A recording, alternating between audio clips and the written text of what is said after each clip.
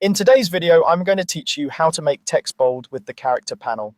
This quick walkthrough works the same in most Adobe design apps that have the type tool and character panel, like Photoshop, Illustrator, and InDesign. We'll keep it simple, clear, and focused so you can follow along with confidence. First, select the type tool by pressing T on your keyboard or choosing it from the toolbar. Click inside your document to create new text, or select an existing text layer if you already have one. Make sure your text cursor is active so the app knows you're editing type and not moving objects. Next, highlight exactly the text you want to make bold. Drag across the characters with your cursor. If you want to bold a single word, double-click it. For a whole line or paragraph, triple-click or press Command or Control A while your text cursor is active to select all. Highlighting matters because only the selected characters will change. Now open the character panel, go up to the window menu, then choose character. If you already see the panel on your screen, you can use that one. It sometimes lives in a dock on the right. The character panel is where you control precise type settings, and it gives you more options than the toolbar alone. Inside the character panel, look for the font style drop-down, which sits next to the font family name. Click it and choose bold.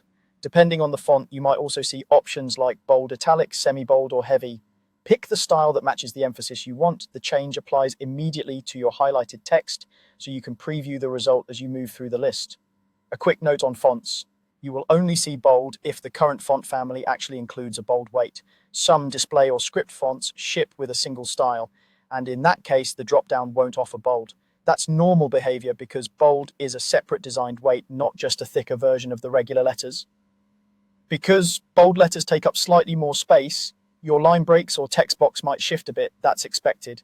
Keep an eye on wrapping and make subtle adjustments so your layout stays balanced and readable. Once you've chosen the bold style, deselect to view your layout in context and make sure the hierarchy feels right. Keeping your character settings consistent across headings and body copy helps maintain a clear visual hierarchy.